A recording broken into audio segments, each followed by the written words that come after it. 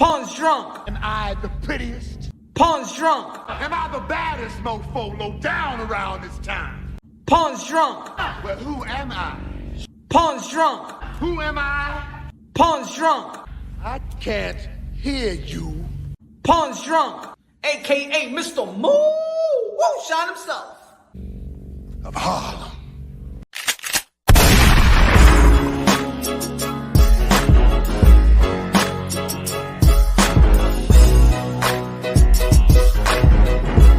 What up? Y'all already know this is Punch Drunk Boxing, a.k.a. Mr. Moo shot himself, a.k.a. El Adobo, el Sazón, el Borracho, el Pastor de Boxeo. Ladies and gentlemen, excuse my voice because I'm a little bit under the weather, but no, not COVID, just a little bit under the weather, a little stuffy nose, you know what I'm saying, ear clogged up and ish. Ladies and gentlemen, man, a lot of people's talking about, right now, currently, people talking about Terrence Bud Crawford going to be having, he's going to go live at 10 p.m. We're going to be talking about it. We're going to be discussing what he's going to be saying, predicting what he's going to be saying. Probably he's going to expose what happened during the negotiations between him, Earl Spence, Al Heyman, Showtime, and whoever was in the mix, his lawyers, his new attorneys, and stuff like that. We're going to see, we're going to hear the Terrence Bud Crawford side. We're going to hear Terrence Bud Crawford. We saw the quote-unquote leaked audio of Earl True Spence, in which I believe I haven't even done the video of it, but I believe that audio video was fake. It was chopped up and it was made up, in my opinion. I just it's very, very hard for me to believe that, you know what I'm saying, in today's time. Oh yeah, a leak from Earl Spence. Who want to leak an Earl Spence? Steven Espinoza. Huh? This ain't no FBI case. This ain't no time projected to be a murder scene or something like that. Please, man. Ain't nobody leaking some audio tape of Earl Spence and Steven Espinoza. Like, there's a movie. That's all fake to me. It was all fake to me. It was chopped up, made up, and stuff like that.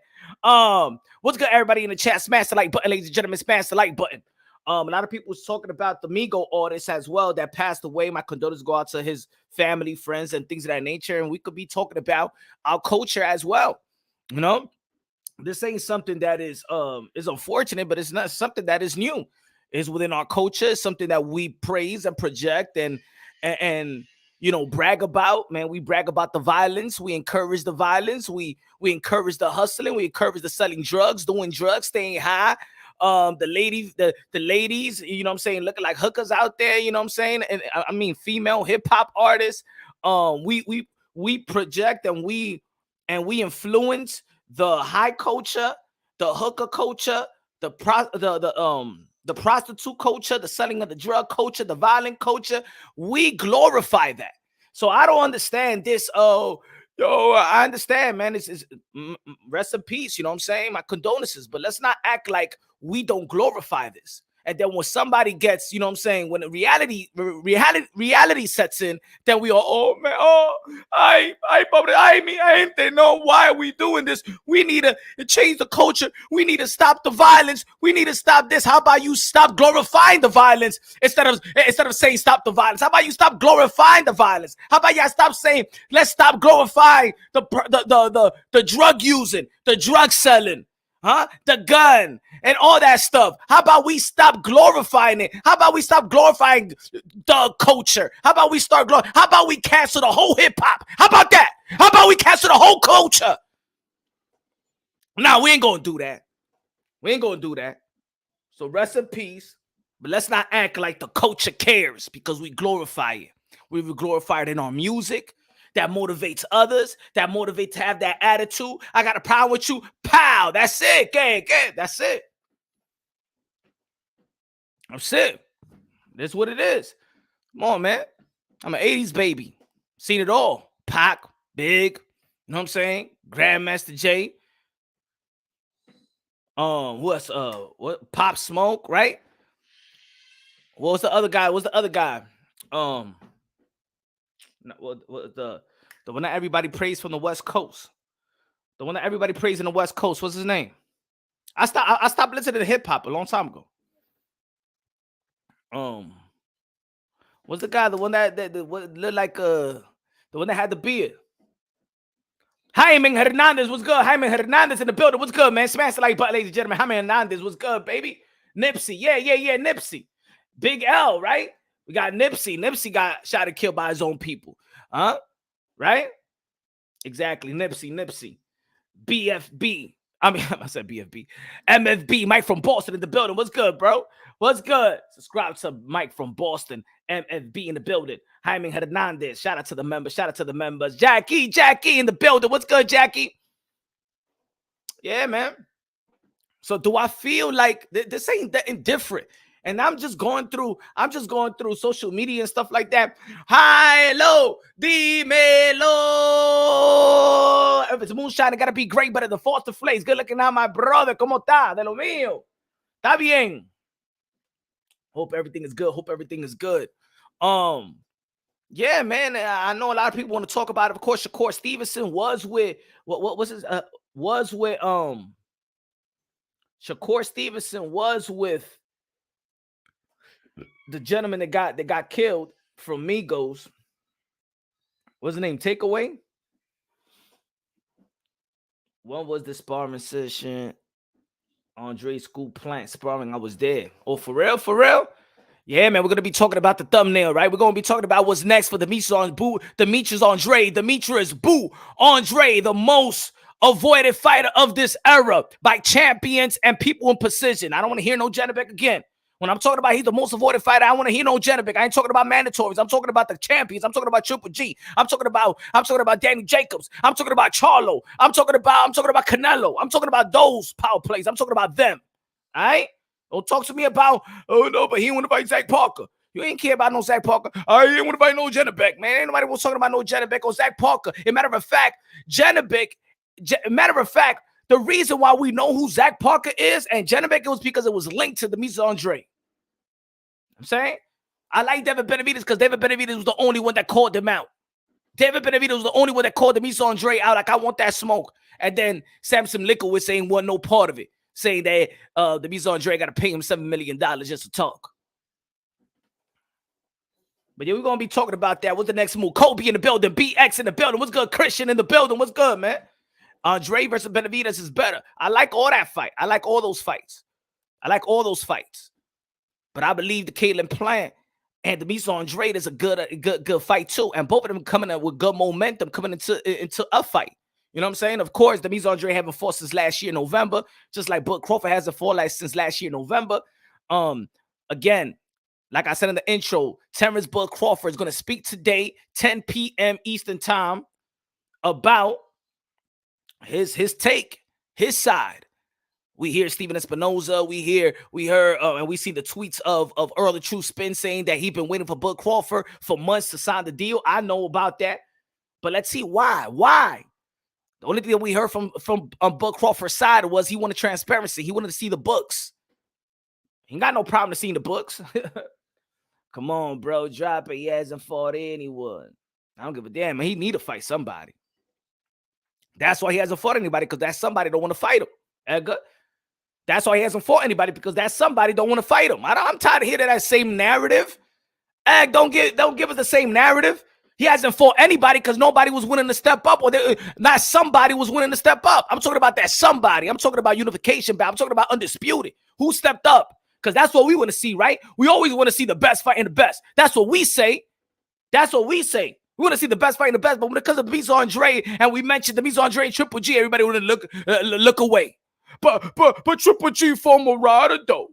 But Triple G is about to fight Canelo though. No. Fight Demetrius Andrade. We had the belt. He ain't tweeted at nobody. Demetrius Andrade ain't tweet nobody. He went to these guys' faces. He went to the press conference with Jamal Charlo. He stepped up. Hey, yo, when we gonna fight? He went to the post-fight interview with Triple G. Hey, yo, when we gonna fight? Hey, yo, he stepped up to Canelo Alvarez. Hey, yo, when we gonna fight? Demetrius Andrade is a different type of dude. Not this, send Instagram, I would like to fight, or an interview so somebody could see. No, he stepped up. And y'all should be glorifying that. Y'all should be pumping that.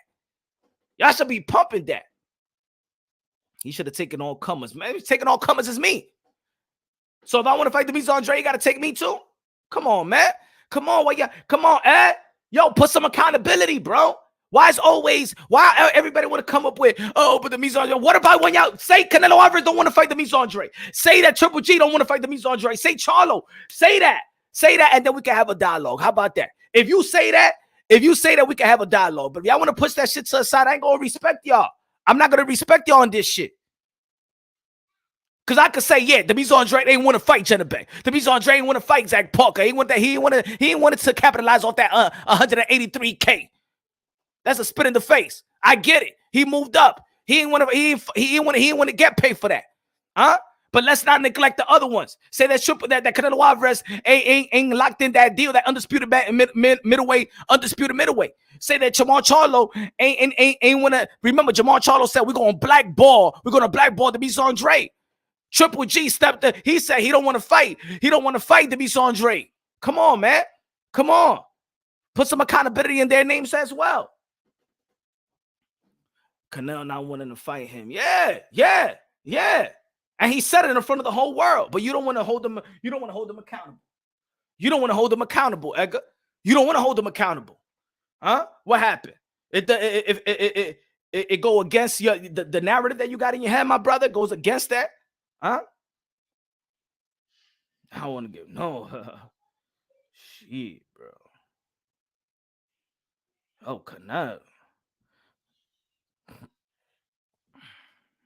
Canelo's the man, but he ain't God either, bro. Canelo's the man, but he ain't God either, bro. You know what I'm saying?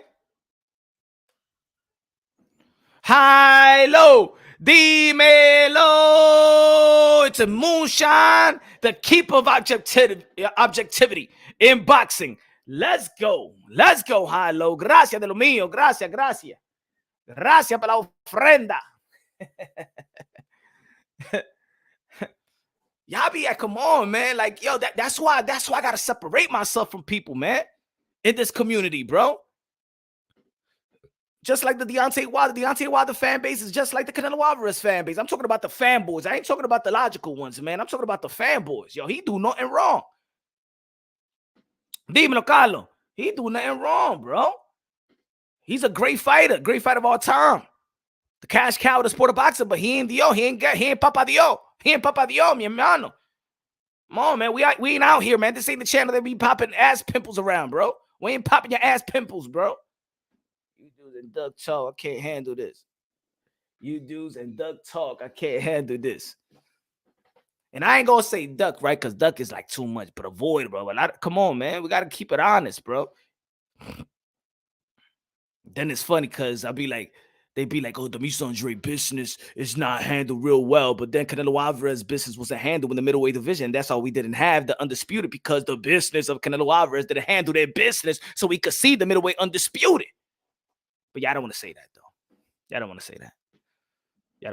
Y'all too busy arguing. Y'all too busy going after the channels that y'all hate. That's what it is. You know what I'm saying? What up? What's up, brother? Can you hear me? Maybe I need to go get in the car so you can hear me better. I hear you good, loud and clear. With the palm trees and all, with the jacket of the palm trees, huh? It's windy out I'm there. just trying to make it out here in Vegas. You know how it is. It's that dry air. Oh man, let me get in the car so I can make a little illegal sit on the car or something. All right, how you doing, bro? First of all, let me apologize for having to make the adjustments. You know, I still got, even though I train professional athletes, I still got daddy duty. So yesterday being Thanksgiving, I'm sure you understand that I had to take my little one on a Thanksgiving trip. I mean, not Thanksgiving. I mean, trick or treat Halloween trip. Yeah. So, how are you, man? How things going? Hey, yo, the same. I was trick or treating yesterday for the first time. For the first time. Wow. Yeah, you know, cause I gotta tell you a little story. You know what I'm saying? When I was young, my folks lied to me and said that Halloween was the devil's birthday. So they took Halloween away from me, my brother. I get it. Right? I get it. I've heard that story. And I can't say that I'm a big fan of the celebration, but you know what? As a kid, I like to give my son the opportunity to actually at least, you know, take part in it. And if it doesn't work for him, you know what I mean? Sorry about that. Got a phone call. You know, so that's pretty much how the low down is for. But he had a great time, and that's all I was trying to do. Yeah. That's why I'm not trying to take that away from my kids. The way that my folks took that away from me, coach. I ain't doing no trick or treat, man. No trick or treat. Right. But man, ladies and gentlemen, we're out here with Coach Wade. Work with a lot of professional athletes. Kalen Plant, who just delivered that incredible knockout versus Anthony Durrell. Right. We got Ramirez this past Saturday that delivered a great win. We got Rolly, you know what I'm saying, was looking good. Yeah, but you know what I'm saying? he was.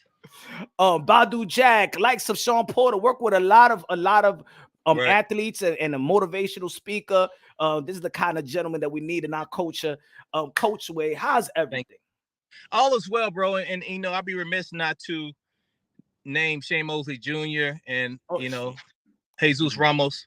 Those guys are giving me an opportunity to be in their camp. So, I would not do them a service by leaving them out. So those are two other guys that I'm also that part of their teams as well. And we've had some success together, but all is well. And I was just talking to somebody a bit earlier about this season, being the type of season that it's been for me.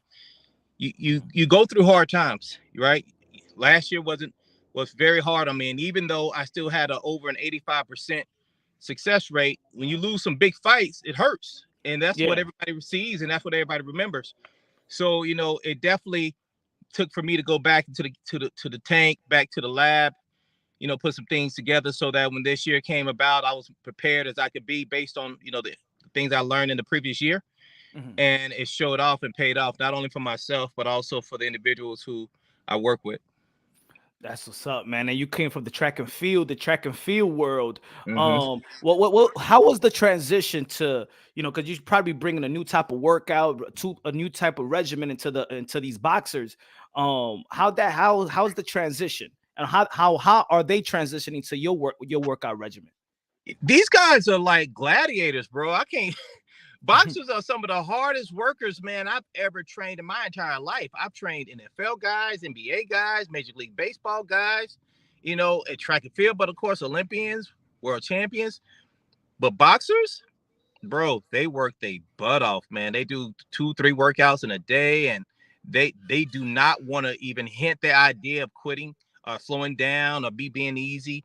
These guys' work ethic, at least the guys I work with currently, their work ethic is amazing. They really put it all out there. So it makes the transition much easier when you got guys who are willing to learn and guys who are willing to work. And all these guys that I'm working with have either become champions or on their way to becoming champions. So their work ethic is typically in line with what I bring to the table. So it's been relatively easy in that regard. Now, the other side, as far as the understanding, the education, it took me some time. I was fortunate enough to get brought into the game with Sean Porter and Kenny Porter. So, I was put in a space where Kenny Porter was like, hey, listen, I want you to work with Sean, get ready for this camp. I want you to come to the gym every day for free, kind of like an internship. Yeah. And just pay attention to what's going on, listen to what everybody's saying. And it was the best learning lesson I could have ever had to help me to get into the sport, because I literally came to the gym every day for almost 2 years straight. Wasn't getting paid, just so that I could learn more. And I got a chance to see different fighters, different trainers, different styles. I mean, I saw a young Devin Haney when he was like 13, 14 years old, and I'm getting a chance to see all these young guys come up and become stars as well. But I also get to see the trainers and the training styles and how different they are amongst each other, right? Yeah. And how each trainer brings something different and something positive to the table. And I had to learn, okay, why are they successful? What is it that they're doing that's making them successful? What about that person? What makes him successful, or what makes them fall short? And so it was like I was getting a second degree from college, going to, the gym. But I was still getting paid for like 2 strength conditioning sessions a week. And so I would take those 2 strength conditioning sessions and just really try to maximize my experience. And it wasn't until a year and a half, maybe going into 2 years, that I decided, you know what, I'm gonna go ahead and take Badu Jack on, and we won another world title. So it has been a few since then, right? You know what? That's inspirational. Of course, we hear it like in the educational field when people, take their intern so they could get this job. But Right, and a lot of people was not willing to do the sacrifices that you did, not getting paid, just being out there learning, bro. learning this new world of boxing and things of that nature. I think that's commendable, and people should learn from that as well, because you believed in the sacrifice, you believe in what's in the end of the tunnel, what you're going to capitalize, what you're going to learn, and then a lot of doors open up for you. Well, You let me know. be honest with you. I can't say that I knew this was going to happen. Okay. What I did was I had an opportunity to work with a kid or with a guy who has a chance to be a world champion. I wanted to learn everything I could learn to help him. I didn't want to be the reason why he didn't get it. Okay. And then as I started to get there and I started to learn after, because we got the first world title within like the first 4 months of us training. After we got that first world title, then I was so super excited about everything I had learned and wanted to continue to learn after I had that taste of it. I still didn't take another guy on, but Okay. that's because I wanted to make sure I knew enough. And then one time, Kenny Porter said to me, "Hey, listen, I need you to take the coaching certification class that USA, boxing has." I Yeah. said, "You sure I need to?" He said, "Yeah, I need you to go." I went. He paid for it too. He paid for me to go. I went there, took the test. Now, mind you, here's the crazy part. I took the test. I didn't know what I was walking into. So I was studying, before a little bit, and it's very little because there's not a lot that you can actually go find. Yeah. And so I get there, maybe 50 people in this room. Mhm. Now, mind you, it's an open book test. They gave us, materials. Yeah. And so we go over some things and they give us a test. And before I knew it, I'm finished and I'm looking around. Nobody else is finished. And I'm like, dang, maybe I'm going to go back over it again. So I go back over it again. And I was like, yeah, that's all I know. And so I go to turn it in. By this time, I'm the second person. But if I would have turned it in, I would have been the first person. I was the only person in that class of probably 50 people that made 100. Now, Wow. in making 100, a lot of that information that I learned and I wrote down that day was stuff I had learned in the gym, with Kenny, and things that I learned, through his knowledge and other people's knowledge. And I commend a lot to him as far as me being able, not only just to him, but other trainers too, for giving me that opportunity and me being able to learn what I did learn. It did help me tremendously. So that's how it really happened. I didn't want to be the failure for anyone else. So I put myself in a space to learn. And then once I started to learn, I fell in love with it. And now I am going into my 10th year right now. And, What's up? 10 years, man. Yeah. 10 years, brother. 10 years in the game. And when I say in the game, I'm talking about at the highest level. I'm talking about world champions, Barclay main event, MGM, main events, T-Mobile Center main events. We talked about, Madison Square Garden main events. This is what it's all about, doing it at that level. And I'm grateful that people think enough of me to give me a chance to do it. But you're just not only like, not because we see in the boxing there's a lot of strength and conditioning coaches, and Right. but when the fight happens, they're in the back, they're in the back or they're in the seats, but you also in the corner, you're the second hand. So you have built a chemistry or comfortability for these fighters, just more than just a strength and condition. They believe your voice in the heat of the battle. Right. So how's that transition for you, being in the corner instead of just training somebody in the gym, preparing in camp? How's that? I don't know how to do it any different though. I'm such a involved coach, in regards to strength conditioning. And I try to also be there for the mental side of things for these guys as well, because, I think I am very inspiring to some degree. And some of these guys, when we're training during the camps are hard, man. Whether it's training with me or training in the boxing gym, camps are hard. Yeah. So I've always had the ability to inspire people to believe in themselves and to be great. So something along the lines has made them, really believe in the things that I'm saying, really buy into the work that we're doing. And they've all have come out to be successful. And, when things are great, in my opinion, that's when the athlete's the most dangerous as far as their approach into a fight. Yeah. But when a guy has to really stay rooted into the work, rooted into the words, rooted into the sacrifice, then that's when their real greatness comes to life. If you go and look at Caleb Plant's last fight, that kid looked amazing. But that's coming right off a loss, and coming off that loss with Canelo only made him better. You look at a guy like Robesi, after he lost his very first fight, the whole world turned their back on him, like he's never gonna make it. And now with 1 or 2 fights, and they keep telling me the next fight will be a world title fight. You know, this is the kind of look at a guy Shane Mosley Jr., a guy that took a couple of losses early in his career, and then he comes up and beats Rosado, and they was like, oh, how did that happen? You know, you take those losses, and sometimes those losses can be some of the largest learning lessons you can ever have in life. But in the meantime, I'm in the back working with that head. Like, hey man, it don't matter. We finna get to it, you know? And because I do believe it's not even just a thing that I do. I really do believe if I can see it, I'm like, oh, we can get this done. It can happen, you know? So I'm blessed that they think enough of me. They put me in the corner. They like to hear me cheer. For the most part, I don't talk unless, you know, it's one of those, you know, rah-rah situations. And the only thing you may hear me say in the corner when they come back is to breathe. Because sometimes they forget. The heart is pumping, the adrenaline is pumping. And so the only person that needs to talk in that minute's time is the trainer.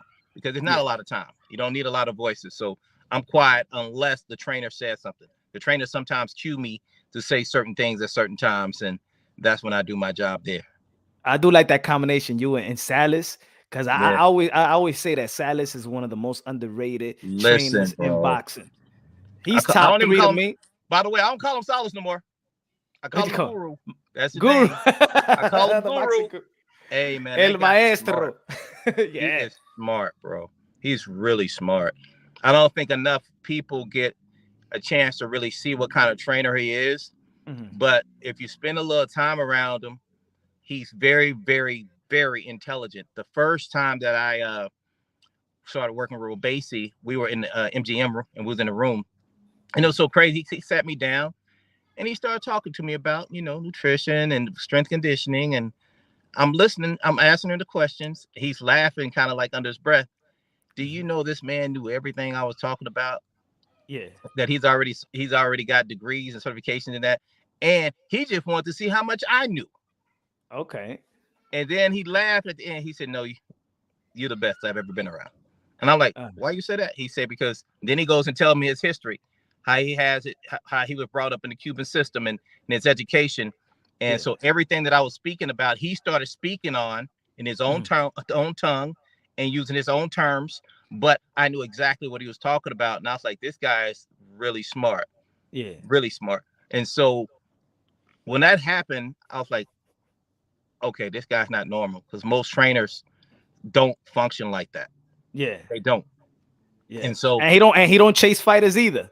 No, he don't chase fighters. They come to him, you know. He don't care. He's not dictated by the money coming in. No, like I'm glad you said that, because the thing with Salas is Salas will take a guy who's gonna pay him 100,000, and he'll take a guy that can pay him 1,000. It doesn't matter to him as long as he feels like he can help you and you're willing to listen, he'll do it. Yep, and I believe that's where the blessing comes, you know, because he had which I think he did a video. If it was a video or a picture that he keeps on putting, he got a board. He keeps on putting the names that he starts. He got 16 world champions up on that board. Yeah, so it's like the more it's like letting the whole world know, like, hey, yo, I'm the maestro. Look at me right here, okay? I went there with him. I said, Salas, hey man, I got 8. I'm sitting here thinking I'm gonna be the GOAT. I got a half of what you got. I gotta catch up. So he got 16 world champions on that board, bro. It's a lot of them. So he been doing this thing for a minute. He ain't new to it. And I agree with you. I don't think he gets the amount of, you know, praise and respect that he deserves. And I also believe, you know, we do well as a unit, because I have no problem playing my role and being in my position. I'm not trying to be the trainer. I let the trainer be the trainer. My job is hard enough, and his job is hard enough, especially for me to try to take on both. It's not something I'm willing to do or even want to do. You know? I mean, but that's good, because of course boxing always, like back in the days, boxers used to have the trainers, the head trainers used to be the strength and conditioning coach. Yeah, the trainer used to be the nutritionist. That's and right. now you see a team. You know, it's like football, the offensive coordinator, the defensive coordinator, and stuff like that. See that in boxing. Is it a comfortable space? And not just speaking of you, but what you've seen also from other people. Like, there's a comfortable space, or the chemistry where you and the head coach has to be, you know, intertwined or aligned itself. It has to. If you don't, if the strength conditioning coach and the lead trainer can't coincide and be on the same page, you're destined for failure. You know, a lot of times in this sport, that's the biggest problem. I was brought up in the sport under, a watchful eye, Kenny Porter with Sean Porter. There was no position for me to play another role other than the role that I have. And I'm glad I was taught the way I was taught, to stay in that position, stay in that role, because if I came at it any other way, there's a chance that maybe you don't see me here right now. Yeah. Because I don't know how to play my position. But because I know how to play my position, it's easier for me to say, okay, he the lead trainer. What you want, coach? I had this plan for the day. You don't want this today? Okay, cool. What you have in mind? And I'll tell you what I had in mind. But ultimately, if the lead trainer says, hey, coach, nah, he ain't working today, then he ain't working today. That's it. There's no, and if not my ego on the line, none of that. Because at the end of the day, I'll tell every trainer, no matter how good people may think I am or how good I think I am, if you lose, it doesn't matter. Yep. So the ultimate goal on the team as a teammate, no matter who it is to be part of the collective and to win. Yeah. Cause sometimes the fighter may feel comfortable with you and the trainer may not feel comfortable, but the fighter's like, man, coach, wait, man, I feel a difference. But the coach, the head coach is like, get too comfortable. We probably gonna take my job. Well, egos do come into play. He's gonna take my 10%. But with that being said, I have no problem giving up the ropes to the lead trainer. It's not, like I said, it's not an ego thing for me. I love the guys I work with, and I want to give them my all. And if I have to take a back seat to whoever, it doesn't matter to me. I'll do whatever it is I need to do in order to get it done. I've always told people I might have title as strength conditioning coach, but there's times when I'm the nutritionist. There's times when I'm the babysitter. There's times when I'm the bag boy. It's times when I'm the massage therapist. There's whatever needs to be done that's called on me as a teammate. That's what I'm gonna try my best to do if I'm really about that guy being successful. Yeah, man. But of course, the recent, of course, it was past weekend. But of course, the highlight of the year for your team has been Caleb Plant, the knockout versus Anthony Durrell with that left hook, left to the body, took a quick second, boom, left to the grill, and down he goes, graveyard, shuffle. Right. How'd you feel about the preparation of Caleb Plant? Because he wasn't written off. But after the Canelo Alvarez, it was just about David Benavidez and Canelo. It was just a Mexican monster should fight Canelo. And it's like Caleb Plant got pushed a little bit to the side with conversation, like if he's not going to get back to that type of level. And now after that knockout is David Benavidez and Caleb Plant again, right? Right. How do you feel about the preparation leading up to the fight, the talks of that fight, the media, the press conference, and then after the fight? How'd you felt about the whole thing? Well, I knew it would be a good fight because Anthony Durrell is Anthony Durrell. He's a 2-time world champion and a slew of experience under his belt. By no means is he anything short of being a great fighter. And that's the only thing you will ever get me to say about him. But I also knew that Caleb Plant was an amazing fighter. And Caleb Plant was, if you go and look at the Canelo fight, he was winning a lot of those rounds. And the one thing I told Caleb about a month out or even 2 months out, bro, we might have lost that fight, but the experience that you gained in that fight, you can't put a price tag on because he's one of the best fighters in the world, if not ever, to touch the ring with Canelo. And he was winning a lot of those rounds. And so with that being said, he took that loss and I have to give it credit up to Caleb. He was still super focused. Like, you know what, coach, I'll be ready to go in a couple of months. We're going to rest and come back and be ready. And he called me like, I'm ready to get to work. That's what's up. So for the 10 months out, he really just put his nose to the grind, would stay focused. His dad moved to Las Vegas and became, a more permanent part of the everyday training system. He brings in Breadman, who already has a slew of amateur and professional experience and did a wonderful job, in my opinion, of conducting camp and putting it on the way it needs to be done. Also getting an opportunity to train Caleb in a way where his style can mesh with Caleb's style. I thought he managed it and handled it very well. And all that stuff came to light that day, the night of the fight. You saw exactly what you needed to see. You saw a guy who was confident. You saw a guy who was boxing. You saw a guy who was now sitting on punches and bringing heat. You didn't see a guy who was running. You just saw a guy just change the angle. And you saw a new Caleb, an improved Caleb Plant. And not just from a technical standpoint, from a mental standpoint. He's a much stronger mental fighter now. Yeah, that's what I was gonna say. Cause to stay right there in the middle of the ring, deliver that counter, he had to mentally believe in his power. You know, of course, looking from the outside in, the boxing words like, you know, he don't have that much power. You know, he's trying to outbox his fighter outside the ring. But That's what they want you to believe. That's what they want you. Yeah, how he delivered that was he was very confident to stay right there in the middle of the ring, counter, you know, plant his foot and deliver that. Is that what y'all was doing in training to deliver that type of power?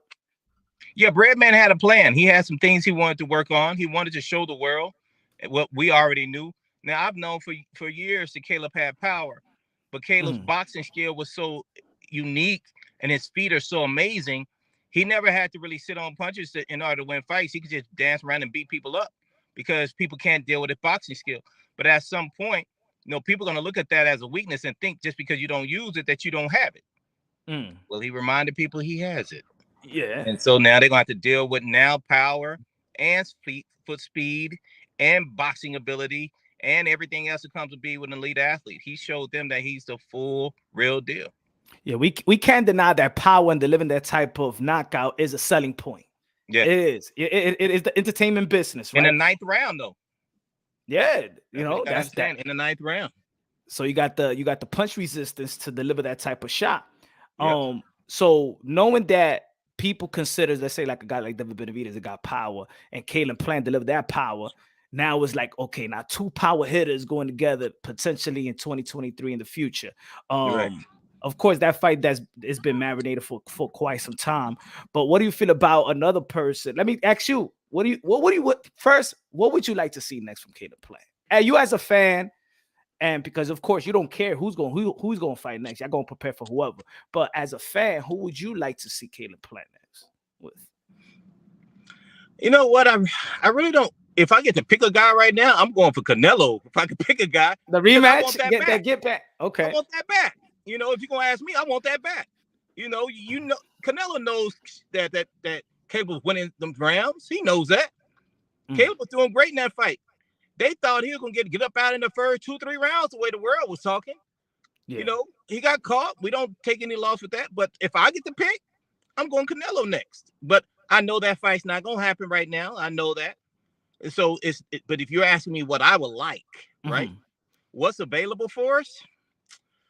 You never know, you know, but you know, it's always whispers of Charlo, it's always whispers of Benavidez. And, you know, I think either one of those fights for me work because I fully believe in my guy and I know he can win either one of those fights. So it's not even a big deal for me who they decide they want to go with. What about the guy that called them out after the fight, Demetrius Boo Boo Andrade? What about him? He said, what do you think about that fight? Moving up to the 168. He's calling out Caleb Plant. Said he would like that fight as well. What do you feel about that fight? A lot of people feel like he's been avoided at 160 pounds by the champions. What do you feel about him? That fight is he really being avoided though, or what you is think? he just on the wrong side of the fence? I don't think he was in the wrong side of the fence in the middleweight because remember, he was with the Zone. Canelo was there. Triple G was there. Okay, who had the belts at 60 at that time? Or who had them belts? Charlo, Canelo, he's on PBC. Canelo wants no entry because he's going to 68. Triple G. He wanted Canelo. He was going for the money. Again. It wasn't a matter of people, in my opinion, running business from him. decision. Boo Boo Andrade, he's a great fighter. I'm definitely never take anything away from him. He's a great fighter, world champion. I've known him for 10 years. As a matter of fact, he was one of the first guys I met. So in respects to that, I can guarantee that truck threw a fart. Yeah, I heard the car. He heard the conversation. I want to see what was going on, man.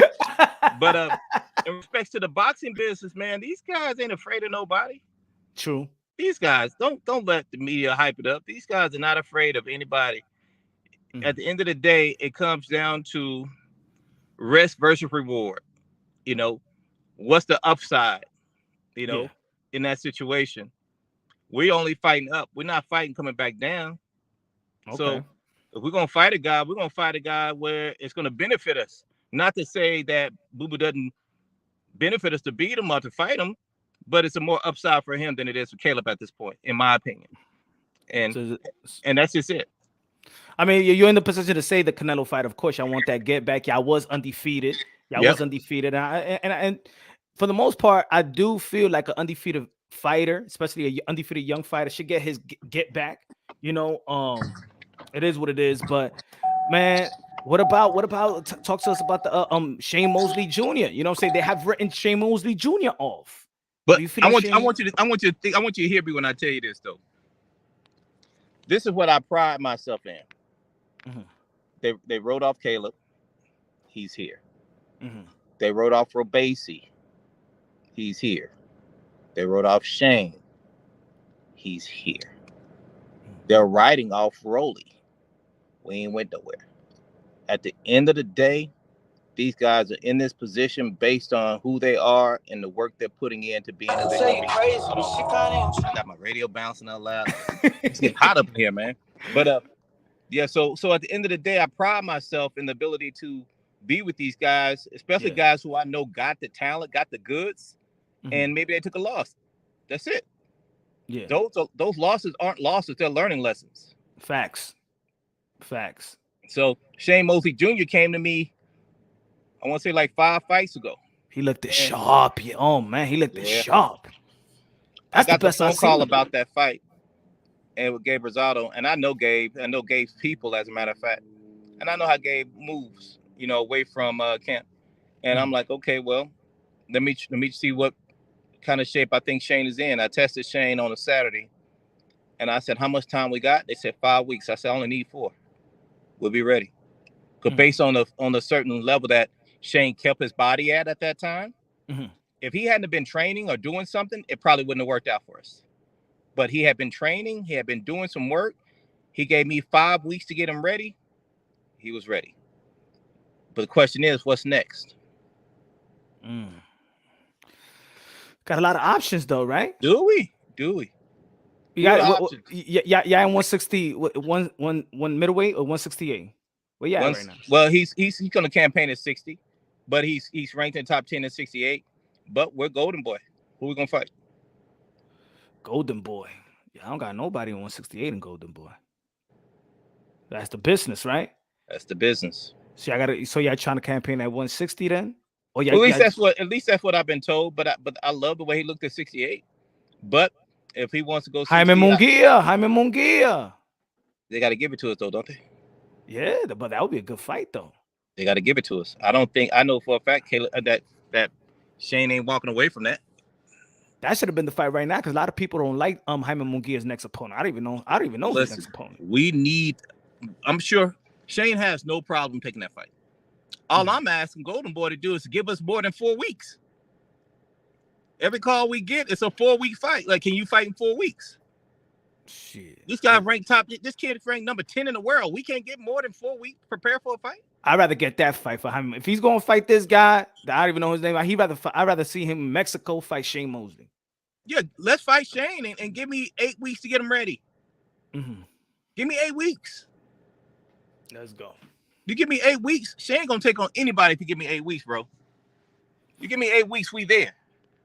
How's the relationship with you and Shane's dad? Great. Is he within the camp as well? You know what? I'm gonna open this door because I want to be able to get a little bit more light so you can see my face. Listen to me when I tell you this. There you go, Coach Wade. All right. I want you to see my face, bro. I'm sorry about that. I found myself out and about when you called. I'm like, I'm taking this call. I already put him on hold. I ain't doing it again. Look, Shane's dad, first of all, you talking to a GOAT. Shane Sr. is a GOAT. You understand? He got information that people can't even think about because of his experience, bro. He's a GOAT. The last camp Shane Sr. came in, he's working with, Hall of Famer Bones Adams. They're training well. They work good with me. He's working a lot. He was working a lot at that camp with my guy Devron Johnson as well, and we all put it together. And when I tell you, it worked seamlessly with no problems. Yeah, we had no problems. Everything worked well. So Dad is a player in the sense where he's a coach, but at the same time, he doesn't try to coach everything. He lets everybody do their thing, and it worked out amazingly in my opinion. And I think that's the way we should start, continue to move forward. Yeah, I want to ask you this question as well. Haven't had a chance to ask this to a trainer or a strength and conditioning coach or a nutritionist that works in the sport of boxing. But there's several fighters. We hearing this weight cut dilemma, business, or issues in the sport of boxing. Right. We have, let's say, Devin Haney. They want him. The next fight should be Lomachenko, but of course they saying that he's been in that weight class for a long time. We saw how his face looked. You saw the Teofimo Lopez. What happened to Teofimo Lopez before the Camboso fight? Jojo Diaz during the pandemic. A lot of fighters. Conor Ben or the Chris Eubank Jr. situation. What do you feel about the weight cut in the sport of boxing? And when do you know as a trainer, like, man, you can't be in this weight no more? Well, I'm probably gonna get crucified for this. Now go ahead, my brother. Hey, you're the professional, not us. Right. My thoughts is, but of course, age and maturity comes into it. The older you are, usually the less hormonal hormones you have in place, meaning less testosterone as you get older, which makes it sometimes harder to lose weight. But the reality of it is, in my opinion, the thing that I've seen most fighters have the biggest problem with is they just allow their weight to get way too high in between camps. If you walking around 25, 30 pounds over your weight limit or your weight class, your body's going to adjust and your body's not going to let that weight go. You can't walk around that heavy and think it's okay or it's going to be easy for you to cut the weight to get to where you need to be. You just can't do it. So you got to have a certain level of discipline about yourself away from the fight camps that can allow your body to get you to where you want to be. And you have to also make sure you're staying hydrated in the process. Most guys don't want to do that. They don't want to drink a gallon or 2 gallons of water a day. So if you're doing what you're supposed to do, drinking the right amount of water, walking around at a certain weight, I wouldn't suggest my guys be over 15 to 20 pounds over. Yeah. If 20 pushing it, but 15 pounds over in a camp and you working out, I can promise you're going to get that 15 pounds off in 2 months. That's 7.5 pounds a month. Yeah. You'll be able to get that off. But most of these guys walk around 25, 30 pounds over, and that makes it really, really difficult for them. Yeah. And how is it when you do that weight cut? Does it affect the punch resistance, right? During the fight? It can, depending on how you do it. Okay. Like your body's going to be one or two ways. It's going to be either anabolic or catabolic, right? If it's catabolic, then there's a chance that your body's deteriorating. And so when you rehydrate up, it doesn't allow you to absorb the punches the way you would have. And it also makes you fatigue faster. But that also comes into play when guys aren't doing the water cut and they're usually cutting muscle. Yeah. And that's when you cut muscle, you got a whole different list of things that can happen. You're going to fatigue earlier. You're going to cramp. You can't take punches. There'll be a number of things. But that's why you pay these nutritionists and or strength conditioning coaches to do that. That's why you pay them that money. That's what they're supposed to do. That's their only true responsibility outside of the boxing gym. Yeah. Do you think that the fighters not fighting enough is also a problem? It's like, I remember Earl Spence when he came back after the car accident. He's like, man, it was like 8 months. What I'm supposed, I can't stay in the gym for 8 months and stuff like that. But does that have to do with discipline? Staying in the gym? It has everything to do with discipline. It has nothing to do about staying in the gym. Go ride a bike. Go for a mountain walk. Go up the mountain. Go running. Go swimming. Go to the beach. Go do things besides staying up in the house and eating. You got to eat. Cool. Eat. I'm going to ride the bike today. I'm going to eat. I got to eat. Cool. I'm going to go run today. You know what? Why don't we go down to the beach and go swimming today? Do things that's going to allow you to mentally stay fresh and still exercise. Facts. That's all you have to do. And that's hard for guys because they don't want to exercise. They don't want to do those things in camp when it's over because they're like, we need to rest. But After camp is over, unless you had a major injury, Yeah. you don't need but 4 to 6 weeks, bro, and you should be right back at it, no matter what it is. Even I if would it's just think a jog twice a week. I would think it's strange to see, let's say, like a 14-year-old, let's say like a Devin Haney or a T.O. that's been in the same division since they was 14 years old, and now they're grown men to stay in that same That's 100. challenging. That is very challenging. And like I said, there is a point as you start to grow and get older, especially like from your teens until your mid-20s, it's going to be a little harder in that space to hide it. Yeah. But here's the thing. The body types help determine also your ability to lose and gain it. Okay. So if you have an ectomorph frame, which is a really skinny frame, then you're going to be able to cut that weight a little easier because your metabolism is usually a little higher. Yeah. If you have a mesomorph frame like a Sean Porter, he's able to gain muscle and lose it fast, where other divisions aren't built that way.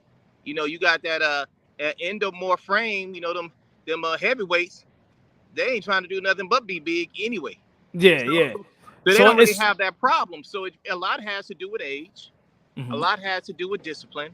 A lot has to do with eating habits, right? And how they can conduct themselves, you know, on the backside, and the body type. You take all those things into consideration to help determine, you know, what your body's going to do. And if you can keep all those things in check, you're not going to have a weight issue. But most guys don't have that ability to do that. See, this is what we need, coach. This science, because of the boxing world, we be acting like doctors and scientists, and you know, everybody is different. You know, right? Me, everybody is different. You know, so I understand it. You know, and I hope that more boxing personnels do educate the boxing fans the way that you broke it down in depth. Well, what I'm gonna do is, I had a situation, man, where I was at the track one time, and this coach, and you're gonna read this in my book that I'm writing, that I'm going to be releasing in 2023. Oh, we're going to promote that out here. Yeah, I'm definitely going to release this book in 2023 that I've been writing, and I created this book because I felt like I had a platform and I have an opportunity to help the sport. And I saw this trainer really pushing this kid in the middle of the summer in Las Vegas, and people know when it's hot in Vegas, it's 120 something degrees. So he's running this guy like 1 o'clock in the afternoon in this heat, and this kid had to be like 16, 17 years old, well, 17 years, maybe 18. But he said he had a fight. He had him running 400s with 1 minute's rest. And this kid was about to pass out, man. He's swerving left and right. And I asked the coach, I said, so coach, what is it that you're working on? Like, oh, he got a fight coming up. All right, cool. What's the workout today? He tells me the workout. I was like, ooh, it's hot. He was supposed to do 8 400s that day. I'm like, it's hot out here, coach. Damn. And he was like, yeah, that's all right. So the kid does the first 2 or 3, and he was real obedient, trying to get it done. And the kid's skin was literally changing colors, right? Wow. And I was like, oh, coach, so listen, man, it's a little hot. What you trying to do? And I'm trying not to interfere, because you don't want to interfere with a coach and his athlete, but I feel like this kid is struggling. And I said, hey, coach, so what energy system are you working at today? Oh, he just got to get in shape. Yeah, I got that. But what's the target today? Oh, I don't know. I said, coach, what's his heart rate? He all right. He all right. He just being a punk. And I said, all right. He runs like his 4th, maybe 5th one. He comes down, the kid falls out on the ground. He's hot. It's hot as hell out there. And he's like, get up, you fucking pussy. Woo, woo, woo. He cussing the kid out. Right? Cussing this kid out.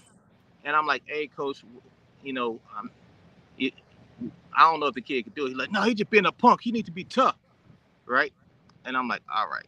The 5th 400 comes, and this kid is struggling finishing it. He ain't making time. He struggled. He collapses.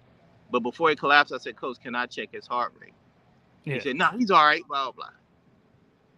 It's time for him to run the 5th or 6th one. I don't remember what number it was. And the kid take off, and he took off swerving. He swerved all over the track like he was a drunk driver the whole time. When he come back over, I said, coach, please let me check his heart rate. His heart rate was 218 beats per minute, right? And for those who don't know, the human body's max heart rate is supposed to be 220 beats per minute. Yeah. Now, that changes based on a person's age, but his heart rate was so high that I felt like he was in a place where he could go into cardiac arrest. Yep. And I was like, coach, I don't care what you're doing. I don't care if you say this is your athlete or not. He is finished. No, he's just being a punk. I said, coach, let me tell you something. This is it. He ain't running no more. You're gonna have to go train them somewhere else because you're not gonna be able to train here. And in the meantime, you need to lead the track. I'm gonna try to get this kid some water. So I'm trying to get my kids to give them some water. I give them cold water, pull them to the side, and the coach was mad. And I was like, I don't give a damn if you're mad or not. You're gonna have to get up out of here. So long story short, it took the kid about 30 minutes, man, to get his heart rate under 130 beats per minute. And he really looked like he was about to pass out. At that point is when I decided, Larry, you can't let this happen. Yeah. You can't just keep this information and keep this knowledge for yourself. You got to help you got to help teach the people who want to learn and give them information so they can understand from a scientific standpoint how this thing really works. And so that's what I plan to do in 2023 is to drop this book. I've been working on it so that everybody can read it. They can find out what they need to know about how to build a camp, how camps are ran, the things you should look for as far as strength conditioning, body types, energy systems, everything that you need to know to create a professional camp and have a professional training session. That way they can create whatever they want, but they'll have the infrastructure to know how it's supposed to happen. Yo, coach, you remember what I told you, how I ended up in the hospital? I was hospitalized before when I was vegan years ago. So that's what happened. I ran like 7-8 miles that morning, right? That morning. Right. I worked, had a basketball game, had 2 basketball games in the heat, street basketball in the city, right? Boom, then my chest was hurting. I was like, damn. Yo, I got on my knee. My team was like, yo, come on, let's you cool? You cool? I said, nah, my chest is hurting. My chest. But my boy, he knew that I was on this, training. Like he was like, yo, you overdoing it, man. Like right. 5-6 miles and then running. So I said, all right, man, Presbyterian is right there. The hospital is like 7 blocks away. So I go to the hospital right away. They put me into the machine, and I'm like, it's not that serious. Like I just came over here because I felt like a sharp pain, but it wasn't that like something I couldn't handle, but it was kind of strange, right? Right. So they hooked me up in the machine right away. You know when you see the nurse first, but they rush you into the emergency room. Right. So, yo, and like, no, your heart is at 189. Damn, so, just sitting there. And I'm sitting there, and I'm like, wow, you almost are going to cardiac arrest. Right. But I'm like, I don't feel like I'm really going to cardiac, but like the machine. But what does that feel like? Do you even know what that feel like? So you say you don't feel like, what do you mean? No, because the thing is, you know, when your adrenaline is pumping, and sometimes something may hurt, but you don't know how serious it is. I just knew that I felt the sharp pain in my heart, but it was, I didn't know if it was like somebody hit me with the elbow, or, you know, when you're playing physical and you playing basketball, you don't know what it was. So I'm like, man, this feel weird. But my boy, he worked in as a paramedic. He's like, man, don't play around with that, man. Go to the hospital, man. You don't got to play. Go to the hospital, right? I'm gonna go. Whatever, man. This guy's he's going to follow me all the way because he's my boy, my right hand man. Right. So boom, I went to the hospital. And that's what they told me. Like, yo, what you eat and stuff like that. And for how long you been up? Matter of fact, I've been up almost 3 days. You're notorious for that too, by the way. I don't know how you do it. You go 2 days with 2 hours of sleep, and I was like, I don't know how you make it. Yeah, you remember I drove all the way from. I don't know how you do it, bro. I'm going. I drove from New York to Vegas in what was it? A day and a half. I don't know how you do it. I'm going to bed. I can't make it. Danny Medina says, shout out to Coach Wade. Can't wait to buy your book. Yes. I can't wait for you to buy it. Good Trust looking me. at. I really just want to help. I just really want to help people. That's it. I really just want to help. I want to be able to help people. And hopefully, and this is just my little thing in there. Hopefully I can make an impact large enough in the sport that the people behind me can benefit from it. One, I want us to start being considered at some point, if the world feels needed, that we can get Coach of the Year as well. We're parts of this team also. And my ultimate goal is at one point be inducted into the Boxing Hall of Fame for what I do. If I'm able to pull that out, even if I'm not able to pull it off, but I can open the door for someone else to get it, man, that'd be beautiful for me, because that's really what I want to do. I just really want to be a win-win. It's a win-win. Yeah, I just really want to be that pioneer to help. I want to be that pioneer that people like, okay, he made a way. We acknowledge that he made a way, even though this guy might get inducted into the Hall of Fame. You know, that's what's up. That's really what it's about for me. I want to change the sport. I want people to level up in a way where you know you got to do a lot of education, a lot of experience to, you know, beat a guy like Larry Wade, which makes the sport better all the way around. Facts, man. Facts. Nico De Niro says, "Seen you coach in New York Saturday. You was on the phone. That's why I didn't give you the respect due." Oh well, I wish I would have got my ass off the phone so I could have dapped him up and gave him a hug. Because for me, bro, listen, I love it, man. I love it when people want to talk to me and people want to see me because, look, that's my opportunity to, once again, use my platform to be able to say hello to somebody. Maybe I can influence you in one way. Maybe I get people who on Instagram say, "Hey, coach, will you give me some advice?" Hell yes, I'll give you some advice. Because that's what God put me here. He put me here to be an impact. That's what's up. I think I think that people got used to, you know, when they're asking for something and people are selling they're selling it. They're selling the information, and probably that's why people won't. It's tempted to ask some information and things of that nature. I'm a resource, bro. I'm a resource for whoever wants to be great. You know, if you're willing to do the work and you're willing to say, "Hey, coach, what I need to do," I'm gonna give you information. Now, I'm not gonna plan your whole camp out. Let me go. Hey, coach, what I'm gonna do for the next 8 weeks? Hey, listen, bro, I'm not. We gonna put a price tag. They're gonna be asking. They're gonna be asking you every week, like, and then they be having their own schedule. Listen, like, hey, yo, coach, coach, I got an 8-week camp. What I'm supposed to do for 8 weeks? I'm like, hire me. You know, but general information, I'm here, man. And let me just be very clear, not just from a strength conditioning standpoint. If you're going through something, man, and you just want some positive reinforcement, that's what I'm here for. I'm going to definitely encourage you to help build your spirit to empower you into the man and or woman that you can be. Don't call me though if you want me to be negative. Don't call me. But if you want to be positive and someone that's going to support you and empower you, I'm that man. You can call me, text me, whatever. I'm going to make sure I do my best in that area. Preach. High low in the building, said Mr. Moonshine, knocking boxing sense into you. Good looking out, brother. Thank you, sir. Low. Shout out to my brother Rapstar Boxing Knowledge in the building as well. Thank you so much. Oh man, everybody, please go check out Coach Wade and his Instagram, social media platform. He's more than just a strength and conditioning coach, motivational speaker, uplifting things that we need in this community, and the word itself, man. A humanitarian with great information that we all need. Coach, don't want to keep you on, don't want to keep you in the car and stuff like that. Got the jacket looking like Shaft out here. Listen, we have to do this again, and I want to do it within the next 2 weeks because I want to give you the proper respect you deserve. Me sit down, be in front of a actual backdrop, have some conversation. This was me just saying I'm gonna keep my word. I want to do it in a professional manner, and so in the next 2 weeks, if you would bless me with another interview, I promise you I will be in a place settled where we can actually do it again, and we can come up with a list of questions before. As a matter of fact, you can get a poll on what you want what question we want to ask. Right? Facts. Okay. I feel as if that's important for us to do, but the reason besides the fact that I know you, so for everybody who's listening, the reason that I got on this platform was because I know it's an amazing, positive situation, amazing, positive platform where only jokes and happiness and, you know, greatness and love is on this page. And I'm going to forever be that guy you call and say, "Hey, coach, let's talk." And I'm going to do it whenever you need it. And so long as you on that concept that you want to be great and you want to make people great about you and your spirit is full of joy and love, I'm with it. I'm with it, brother. Each and every time, brother. I appreciate you, my brother. I appreciate you, brother. Have a great night, evening.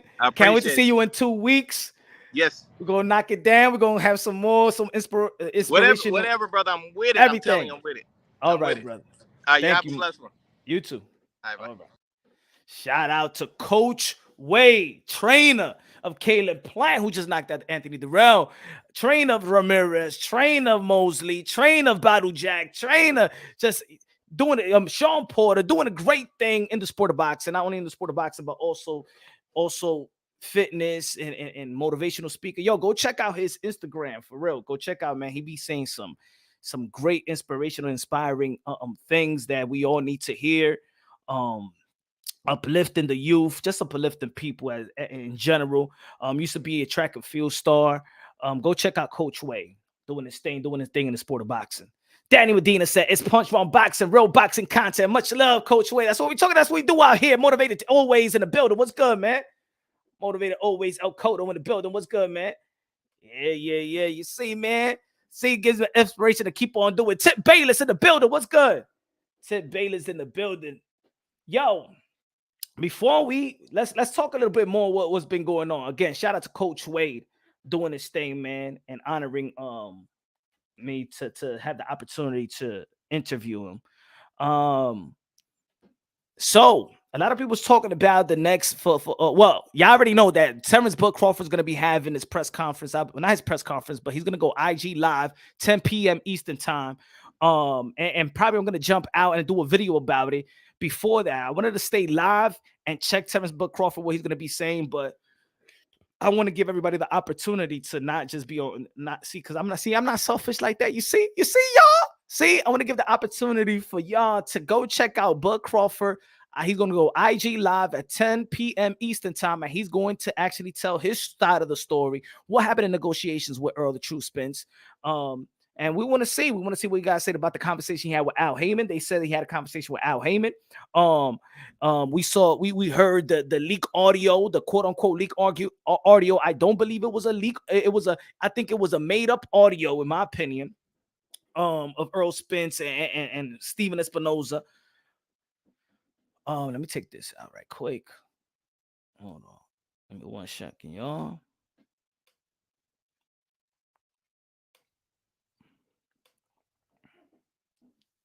He said, punch about a cry tears, yo. No. He gave me the props. He gave me the opportunity to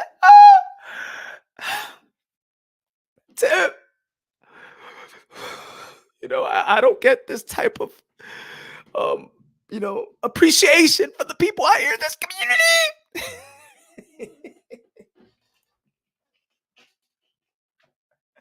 I was about to grab a napkin, y'all. Thank you, Coach. Thank you, Coach Wade.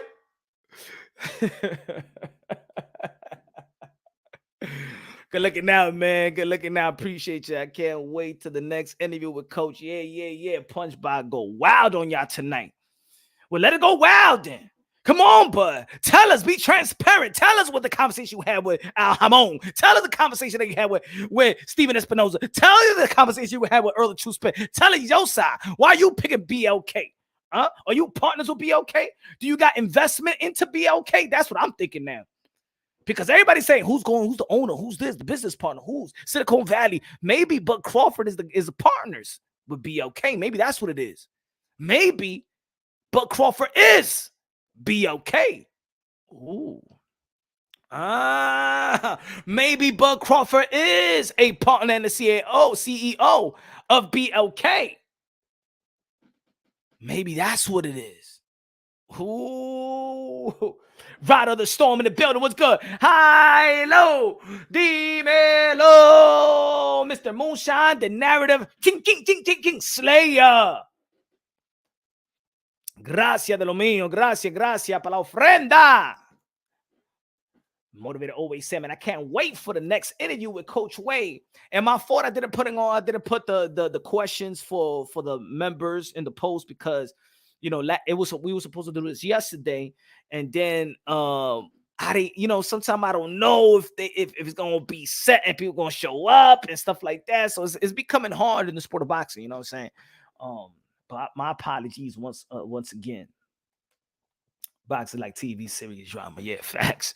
But it's like I'm gonna say this, man. As much as we want to be, how you say it? Our emotions, our feelings is invested into the sport of boxing. We got to always understand that this is business. I keep on saying it. I've talked to many boxing personnels in the sport of boxing that handles paperwork, network people, belt federations, presidents of belt federations. 100%. I'm not telling you 90. I'm not telling you 98. I ain't telling you 99. I ain't telling you 99.9. I am telling you 100% is an agreement that fans do not dictate their next move. Fans do not dictate the next fight. Fans do not dictate nothing in the business of the sport of boxeo. So, as much as y'all don't want, there's people out there that just doesn't want to get it, that think because we're going to shame a fighter to fight another fighter. You can't shame the sport of boxing. You can't shame the promoters. You can't shame but you could try. We could try. Maybe sometime it does work. You know, like the WBA had to take care of the judge. The WBA had to take care of that. Or too many belts, and then they strip all the WBA interim. We could. But when in terms of making a fight, they don't care. Terrence Bud Crawford went and did what he had to do when he had to do. Take care of his business. Errol Spence was waiting on Bud Crawford. Maybe it's time for Errol to Spence to fight Keith Tom Thurman. Keith Tom Thurman, the most accomplished welterweight. Keith Tom Thurman, they say that he's not relevant. Well, Keith Thurman fought one time. Bud Crawford fought no time this year. Errol Spence fought one time this year. Boots Ennis fought one time this year. Virgil Ortiz fought one time this year. So I don't want to hear about Keith Thurman not being relevant. Because if Keith Thurman ain't relevant, and a lot of these motherfuckers ain't relevant. I don't want to hear that. You take that narrative somewhere else. If Keith Thurman is not relevant, then nobody is relevant. Then none of the welterweights is relevant. How many times Conor Benn fought this year? How many times Virgil Ortiz fought this year? How many times Jerome Boots Ennis fought this year? How many times Errol Spence Jr. fought this year? How many times Bud Crawford fought this year? So I don't want to hear that BS about Keith Thurman ain't relevant.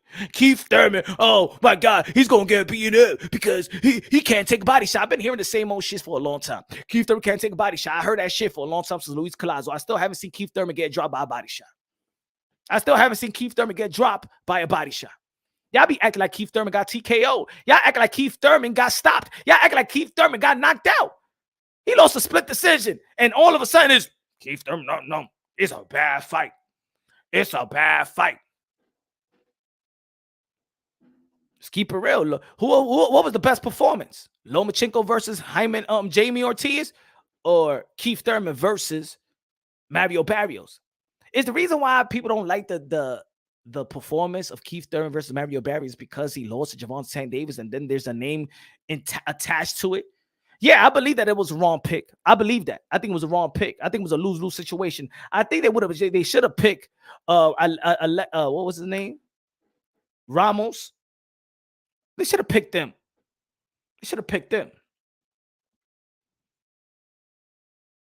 But it is what it is. If Keith Thurman is washed, because the way that you see him perform versus Mario Barrios, is Lomachenko washed the way that he performed versus Jamie Ortiz? I just want to see some consistency in some of the analysts out there. I just want to see some consistency. I'm trying to understand, like y'all trying to understand. I'm trying to understand y'all. He said not about fighting per year. All right, so tell me about competition. So Bud Crawford fought Sean Porter. That's one. He fought Kell Brook. Is that real comp? Amir Khan, is that real comp? The Mean Machine, the same guy that the Mean Machine got knocked. The Mean Machine knocked out David Avanesian, and he's gonna be facing Bud Crawford. Gonna be facing David Avanesian, the same guy that Mean Machine knocked out David Avanesian. Mean Machine got knocked out by Virgil Ortiz. So I don't. It's in the end of the day, Errol Spence versus Keith Tom Thurman is the best fight in the welterweight division if it comes to fruition. Keith Thurman versus Errol the True Spence is the primary fight in the welterweight division now that Bud Crawford has decided to fight David Avanesian. Or maybe he got some new news. Am I right or wrong? Is that the biggest money fight? Is Keith Thurman the most accomplished welterweight, active welterweight in the sport of boxing aside from Errol the True Spence? So I don't want to hear it.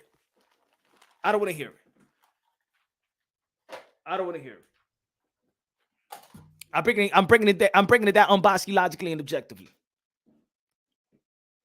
Thank you, Jason.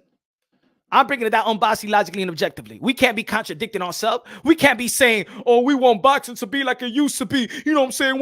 When they all used to fight each other. When they all used to fight each other. Oh, well, they're going to be fighting each other right now.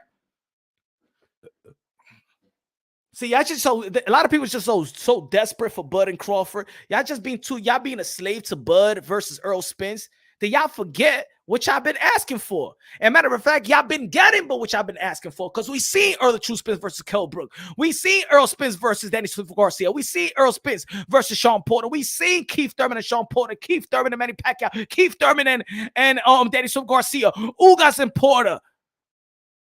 Ugas and Spence.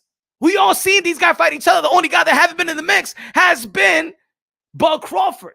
So I don't want to hear that, oh, boxing needs to go where it used to be, because boxing is where it used to be, but y'all just not valuing the fights. You cannot tell me you want fight. You cannot tell me that you want boxing today to be like back in the days. You want, see, Roberto Duran fought Leonard, and Leonard fought everybody, and Roberto Duran fought everybody. Well, Fred Benitez fought everybody. All right, then. So Keith on top third versus Earl the True Spence in this era is the best fight as well. The best available fight of this era of welterweight is Keith on top third and Earl the True Spence. And if y'all don't get that, y'all acting like a little act casual. Y'all acting like bitter baby mamas. Y'all acting like Earl Spence beta male like. I'm not gonna fight Keith Thurman, because when I said I want to fight Keith Thurman, he wanted to give me a shot. And I ain't going, y'all want to be managers. Yeah, Punch. Nah. Our guy Earl Spence don't need to fight Keith Thurman because he didn't want to fight him when he called him out. Man, shut up. This is a business. This is a business. And the best business, especially on PBC, is Keith from Tom Thurman and Earl the True Spence, baby. That's the money fight. That's the most success. That's the most accomplished. Keith Thurman is aside from Earl Spence, is the most accomplished with numbers and accomplishments, belts. Keith Thurman, 4 million views. Ghost Guerrero, NBC. Keith Thurman, CBS, 4 million. I'm sorry, 5 million views. 5 million views. Danny Sub Garcia. Keith Thurman, 4 million views with Showtime versus Sean Porter. 3 million views versus Josecito Lopez, Fox. Keith Thurman has been the best, has been the go-to guy for PBC. The best pay-per-view numbers outside of the heavyweights, Keith from Tom Thurman. So I don't want to hear this bullshit about y'all don't want to see no Keith from Tom Thurman versus Earl the True Spence. I don't want to hear it.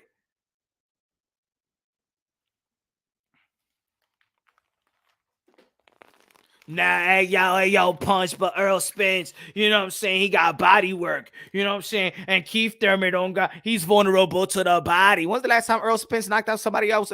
When's the last time Earl Spence knocked somebody out with a body shot? When's the last time Earl Spence knocked somebody out with a body shot? And I've been trying to tell y'all for a long time.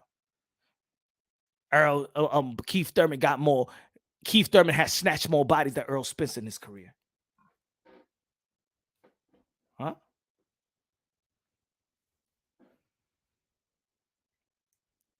Just make the right, not interested in the drama. Just make the fight, not interested in the drama. Well, to be honest, they're not interested in the drama. It's us. It's us. We're the one that talk about it every day. Keith was sell the fuck out of this fight. Y'all must have forgot. Tell himself. Hell yeah. He'll sell this fight better than Bud Crawford and Earl Spence put together. He'll sell this fight. He a seller. He know how to sell fights. He know how to get the numbers. He's the go-to guy. He's the most accomplished outside of Earl Spence in the welterweight division. Come on, man. Y'all desperately trying to push Keith Thurman aside. Y'all desperately trying to push Keith Thurman aside for whatever reason. I want the Virgil Ortiz fight. I want the Boots Ennis fight. I want those fights. But so they could fight each other too. Like they could fight each other too. Let's not forget that they all in a position to fight one another. Boots Ennis in position. Put it this way. Boots Ennis said he won Keith for Tom Thurman. Boots Ennis is in position to go to the WBC and petition for the final elimination bout in the WBC. How about that? You understand? Earl Spence could file a petition. His people could file his petition. His representative could file a petition or a request to fight Keith Thurman for a final elimination bout. Because Keith Thurman versus Mario Barrios was a title elimination. It wasn't a final elimination. Virgil Ortiz or Boots Ennis people could petition each other in the WBO and the IBF. So I don't want to hear just Bud Crawford and Earl Spence and Keith Thurman. Boots Ennis and Virgil Ortiz could fight right now. And if we're living in an era where belts don't matter, then they could fight this fight. Boots and Virgil could fight. Oh, we got to wait for that too. Or we're gonna have some managers that managers that be like, well, they should wait so they can fight for a belt. That's the way we at today. Because a lot of people's managers, no, I'd rather see Virgil versus Boots if they fight for belts. And when they get the belts, what happens?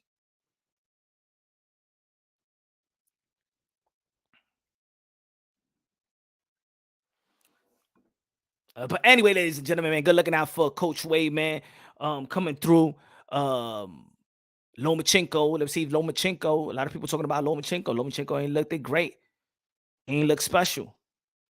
But I already did the live show saying that Lomachenko's ordinary would be Devin Haney extraordinary. That doesn't mean he's not a 50-50 fight. That doesn't mean it's a 60-40 fight. That doesn't mean that. I ain't say that. But a lot of people need to stop pointing the fingers, man. Business decisions speak louder than words. And the business decisions that speak louder than words are petitioning, sending term sheets, sending a contract. You know what I'm saying? That's the real call out. If you don't see no fighters giving that to one of each other's representatives, they don't want the fight. I don't want to hear Boots Ennis said that he wants the Keith Thurman fight. Where's the petition? Where's the contract? Have you sent a contract? I don't want to hear it. I don't want to hear Earl Spence. And I don't want to hear Keith Thurman was always ducking Earl Spence. There was never a contract between on the table for Earl Spence to fight Keith Thurman, vice versa. I don't want to hear none of that. Y'all could get faked all y'all want about all these call-outs, these empty words. That's what it is. Call-outs is a bunch of empty words. Let me see the term sheet. Let me see the petition. Let me see that you sending contracts. That's real. Once they don't negotiate, they decline. Now that's the real duck. That's the real void. Anyway, ladies and gentlemen, I'm about to get ready to watch Bud Crawford talk. I'll probably go back live. I'll probably go live and talk about what Bud Crawford's talking about. But the big announcement probably going to be tonight. BLK. Big announcement. BLK. Bud Crawford. 10 o'clock. IG Live. Stay tuned. We're going to be talking about Punch Drunk Boxing right after. Love y'all. God bless. And on to the next.